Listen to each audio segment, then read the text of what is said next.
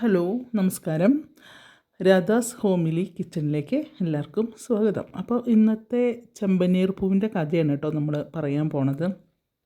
ഇന്നിപ്പോൾ 29/4/25 കഥ. അപ്പോൾ എന്താ പറയുക, ഇങ്ങനെ ആൻ്റണിയും ഗുണ്ടകളും കൂടെ ഒക്കെ ഇരുന്ന് ഇങ്ങനെ വെള്ളം അടിക്കുകയാണ്. ടെറസിൻ്റെ മുകളിലോ റൂമിലിരുന്നിട്ട് വെള്ളം അടിച്ചുകൊണ്ടിരിക്കുകയാണ്. വെള്ളം അടിച്ചുകൊണ്ടിരിക്കുന്ന സമയത്തേക്ക് നമ്മുടെ ശരത്ത് അങ്ങോട്ട് കയറി വരികയാണ്. ശരത്ത് കൈ ഇപ്പോഴും ശരിയായിട്ടൊന്നുമില്ല. അപ്പോൾ അങ്ങോട്ട് കയറി വരുമ്പോൾ ആൻ്റണി ചേട്ടാ എന്ന് വിളിക്കുകയാണ് ശരത്ത് വന്നിട്ട്. അപ്പോൾ ശരത്തെ നീയോ എന്ന് പറയും. നിന്നോട് പറഞ്ഞില്ലേ കൈയൊക്കെ മാറിയിട്ട് വന്നാൽ മതി ജോലിക്ക് എന്ന് പറഞ്ഞില്ലേ എന്ന് പറയും. അപ്പോൾ അവൻ പറയും കണക്കൊക്കെ ഞാൻ റെഡിയാക്കിയിട്ടാണ് കേട്ടോ വന്നത് എന്ന് പറയുന്നുണ്ട്. അപ്പോൾ പറയും നീ എന്തിനാണ് കൈ മാറേണ്ട ജോലിക്ക് വന്നത് എന്ന് ചോദിക്കുക ആൻ്റണി. അപ്പോൾ പറയുമോ വീട്ടിലിരുന്നിട്ട് ഒരു ഇതുമില്ല, എനിക്ക് മടുത്തു പോകുക, അതും കൊണ്ട് വന്നതാണ് പറയും. അപ്പോൾ ഇങ്ങനെ സംസാരിച്ചുകൊണ്ടിരിക്കുക. അപ്പോൾ പറയും എനിക്കും കൂടെ ഒന്ന് വിളിക്കാൻ പറ ആൻ്റണി ചേട്ടാ എന്ന് പറയുകയാണ്. അപ്പോൾ 2 ഗുണ്ടകളുണ്ട് കൂടെ, ആൻ്റണിയുടെ ബോഡി ഗാർഡുകൾ. അപ്പോൾ പറയുകടാ നീ കുടിച്ച് തന്നു കഴിഞ്ഞാൽ എന്നിട്ട് ചേച്ചി അമ്മയും പ്രശ്നം ഉണ്ടാക്കില്ലേ എന്ന് പറയും.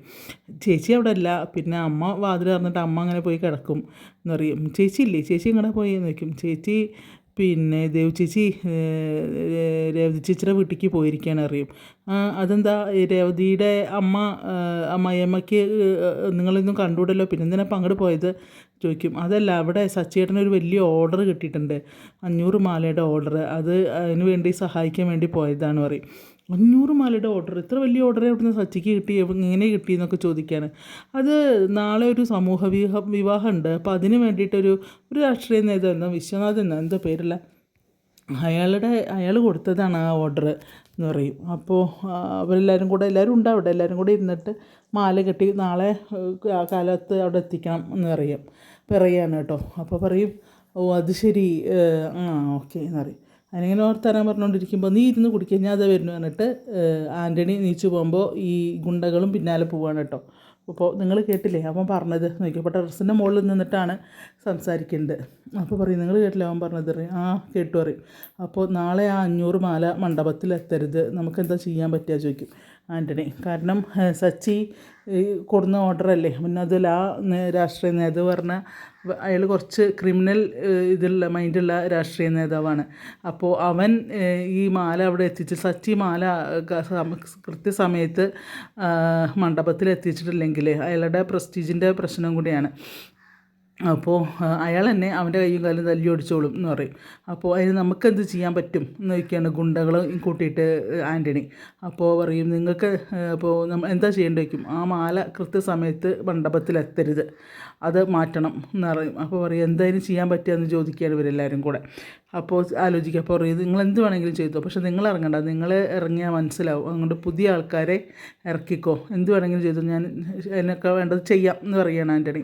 അങ്ങനെ ഗുണ്ടകളെ കൊണ്ട് പ്ലാൻ ഇങ്ങനെ തന്ത്രങ്ങൾ മെനയാണ് പാവം വീട്ടുകളുടെ കഷ്ടപ്പാട് തട്ടിയെടുക്കാൻ വേണ്ടിയിട്ട്.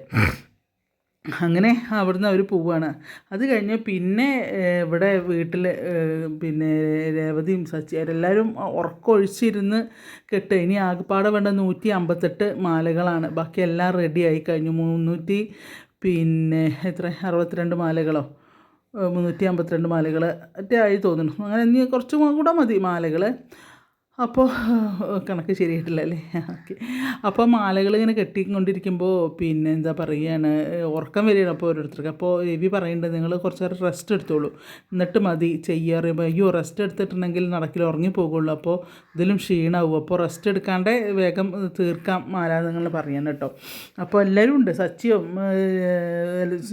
ശ്രീകാന്തും, പക്ഷേ ആരും പോയി കടന്നിട്ടില്ല, എല്ലാവരും ഉറക്കമൊഴിച്ച് ഈ മാല കിട്ടുന്നത് നോക്കിയും കൊണ്ട് ഇരിക്കുകയാണ് കേട്ടോ. എല്ലാവരും ഭയങ്കര ഇൻട്രസ്റ്റില്ല. അപ്പോൾ പറയും ഉറക്കമൊഴിക്കാൻ ഇപ്പോൾ എന്താ ചെയ്യുക എന്ന് ചോദിക്കും. അപ്പോൾ ഉറക്കമൊഴിക്കാൻ എന്താ ചെയ്യുക, പാട്ടുപാട്, പിന്നെ അതുപോലെ എന്താണ് അന്താക്ഷരി കളിക്കുക. പക്ഷേ അത് വേണ്ട, അതാകുമ്പോൾ തമ്പത്തല്ലുണ്ടാവും, ദേവദിവസം അടിയിലാണ് അത് പിരിയുക, അത് വേണ്ട എന്ന് പറയും. അപ്പോൾ പറയും നടുവേദന, ഓരോരുത്തർക്ക് നടുവേദന എടുക്കും, ഇനിയിപ്പോൾ ഇങ്ങനെ ഇരുന്ന് കഴിഞ്ഞാൽ നടുവേദന എടുക്കുമെന്ന് പറയുമ്പോൾ നമ്മുടെ വർഷം എടുത്ത വഴിക്ക് പറയും അതിനെന്താ ഇപ്പോൾ നടുവേദന എടുക്കാച്ചാൽ എടുത്തോട്ടെ, നമ്മൾ രേവതി ചേച്ചി ഇല്ലേ, ശ്രുതി ചേച്ചി ഇല്ലേ, എല്ലാവർക്കും നടുവൊക്കെ നന്നായിട്ട് മസാജ് ചെയ്ത് തരും ചേച്ചി എന്ന് പറയും. അപ്പോൾ എന്ന് പറഞ്ഞിട്ട് ഫുൾ ശ്രുതി പറയും എന്താ ഇത്, എന്താ കഥ, എന്താ ഞാൻ ഇവർക്കൊക്കെ മസാജ് ചെയ്യാതിരിക്കുന്ന ആളാണോ എന്നിങ്ങനെ ചോദിക്കുകയാണ് ശ്രുതിനോട്. അപ്പോൾ പറയും ശ്രുതി പറയും നമുക്ക് മെല്ലെ ഇവിടുന്ന് പോയി കിടക്കാന്ന് പറയും. അതെങ്ങനെ നമ്മൾ കിടക്കുക, ആരും ഉറങ്ങാതെ ഇവിടെ ഇരിക്കുമ്പോൾ നമ്മൾ മാത്രം പോയി കിടക്കുന്നത് മോശമല്ലേ എന്ന് പറയും. അല്ലെങ്കിൽ പിന്നെ അത് ഇതുപോലത്തെ ഓരോന്ന് വരും എന്നിങ്ങനെ പറയുകയാണ് കേട്ടോ. അപ്പോൾ ബാമ അടുത്ത വഴിക്ക് പറയും പിന്നെ ശ്രുതി എനിക്ക് നല്ല നടുവേദന വരുന്നുണ്ട്, നീ ഒന്ന് വന്ന് മസാജ് ചെയ്ത് തന്നാൽ.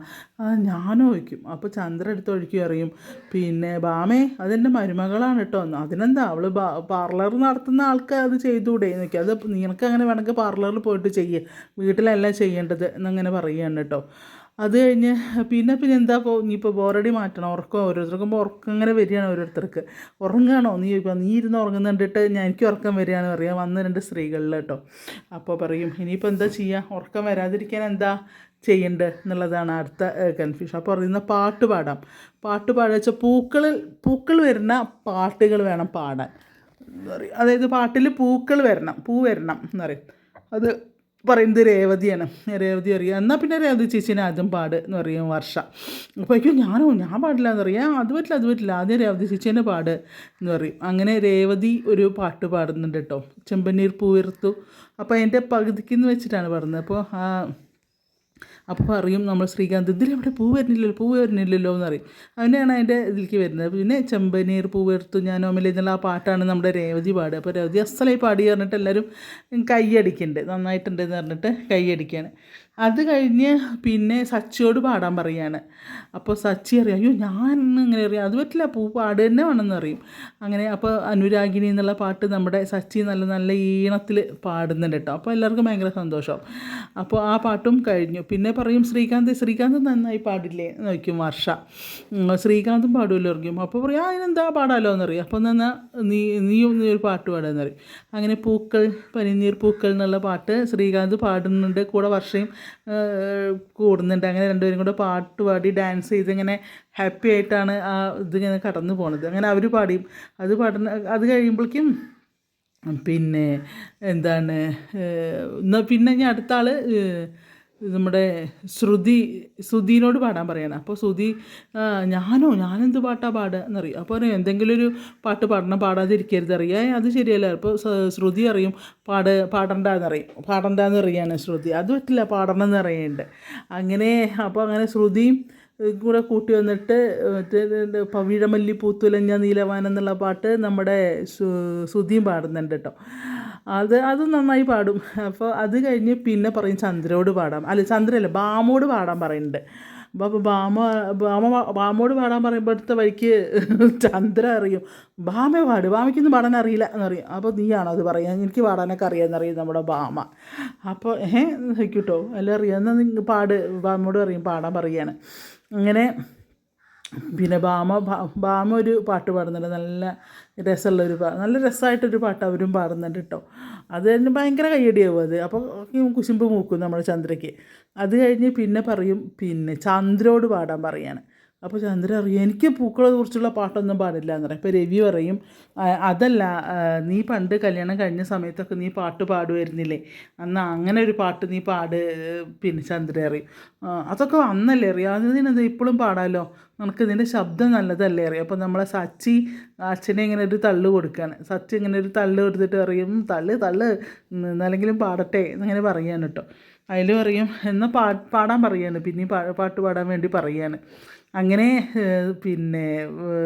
ചന്ദ്രനെ കൊണ്ട് പാടിപ്പിക്കുക. അപ്പോൾ വർഷ പോയിട്ട് പിടിച്ച് കൂടെ കൊടുന്ന് ഇരുത്തുകയാണ്, നമ്മളുടെ രവിയുടെ കൂടെ ഇരുത്തുമ്പോൾ ചന്ദ്രൻ ഒരു പാട്ട് പാടുന്ന പാട്ട് ഏതാണോ ഞാൻ മറന്നുപോയി. അപ്പോൾ ചന്ദ്രൻ നല്ല രസമായിട്ട് ഒരു പാട്ട് പാടുന്നുണ്ട് കേട്ടോ. അത് കഴിയുമ്പോൾ ഭയങ്കര സന്തോഷമായി, കൈയൊക്കെ പിടിച്ച് കുലുക്കി നല്ല സൂപ്പറായി എന്നൊക്കെ ഇങ്ങനെ പറയുന്നുണ്ട്. അത് കഴിഞ്ഞ് രവിയോട് പാടാൻ പറയുകയാണ്. അപ്പോൾ രവി ചന്ദ്രകളഭം എന്നുള്ള പാട്ട് പാടുകയാണ്. ആ പാട്ടുണ്ട് പാടിക്കഴിയുമ്പോഴേക്കും നമ്മളുടെ സച്ചി ഇങ്ങനെ കെട്ടിപ്പിടിച്ച് ഉമ്മ വയ്ക്കുകയാണ് കേട്ടോ. രവി ചെറുതായിട്ടൊന്ന് കരയണമൊക്കെ ഉണ്ട്. അങ്ങനെ അതിന് ദേവും പാടുന്നുണ്ട്, ദേവു അസലായിട്ട് പാടും. അങ്ങനെ ഓരോരുത്തരായിട്ട് ഭയങ്കര പാട്ടും കാര്യങ്ങളും ഒക്കെ. പിന്നെ എല്ലാവരും കൂടെ ഒന്നിച്ച് പാടുന്നുണ്ട്, പൂവേ പാലപ്പൂവേ എന്നുള്ള ആ പാട്ടും എല്ലാവരും കൂടെ ഒരുമിച്ച് നിന്ന് പാടി ഭയങ്കര ആഘോഷമാക്കുകയാണ് അവരുടെ പിന്നെ ഈ ഈ പൂക്കളുടെ പൂക്കൾ കിട്ടുന്ന ആ ഒരു സമയം വളരെ സന്തോഷത്തോട് കൂടിയിട്ട് ഇനിയിപ്പോൾ എന്തൊക്കെ ഇത് പറഞ്ഞാലും എല്ലാവരും അതിൽ എൻജോയ് ചെയ്യുന്നുണ്ട്. നമ്മുടെ ശ്രുതിയും സുധിയും ചന്ദ്രയും അതുപോലെ ശ്രീകാന്ത് പക്ഷേ പിന്നെ ഫുൾ ടൈം അവരുടെ കൂടെയാണ്. പിന്നെ ഒരു ഈ പൂവേ പൂവേ പാലപ്പൂവേ എന്നുള്ള പാട്ട് പാടുമ്പോഴും നമ്മൾ ചന്ദ്രയും സോറി ശ്രീകാന്തും വർഷയും ഡാൻസ് ചെയ്യുന്നുണ്ട്. അത് നല്ല രസമായിട്ട് കേട്ടോ, നല്ല നന്നായിട്ടുണ്ട് അവരുടെ പാട്ടും അവരുടെ ഡാൻസും. അതുപോലെ ഇന്നത്തെ എന്താ പറയുക, നമ്മളുടെ ചെമ്പനീർ പൂവ് നല്ല അടിപൊളിയാണ്, നല്ല എപ്പിസോഡ്, നമുക്ക് ഇഷ്ടം തോന്നുന്നൊരു എപ്പിസോഡാണ്. അങ്ങനെ എല്ലാവരുടെയും കൂട്ടായ്മയിൽ 500 പൂമാലകൾ റെഡി ആയിക്കൊണ്ടിരിക്കുകയാണ്. അപ്പോൾ ഇന്നത്തെ കഥ ആരും മിസ് ചെയ്യണ്ട, കേൾക്കുക. അതുപോലെ എൻ്റെ എന്താ പറയുക, രാധാസ്വാമിലി കിച്ചൺ ആദ്യമായിട്ട് കാണുന്നവരാണെങ്കിൽ ഒന്ന് സബ്സ്ക്രൈബ് ചെയ്ത് ഒരു ലൈക്കൊക്കെ തന്ന് ഒരു കമൻറ്റൊക്കെ പറഞ്ഞൊക്കെ എല്ലാവരുടെയും പിന്നെ പ്രതീക്ഷിക്കുന്നു, നിങ്ങളുടെയൊക്കെ എല്ലാവരുടെയും വിലയേറിയ ഒരു പിന്നെ സബ്സ്ക്രൈബേഴ്സ് ഞാൻ പ്രതീക്ഷിക്കുന്നുണ്ട് കേട്ടോ. അപ്പോൾ നിർത്തട്ടെ, എല്ലാവർക്കും ശുഭദിനം ആശംസിക്കുന്നു. Thank you.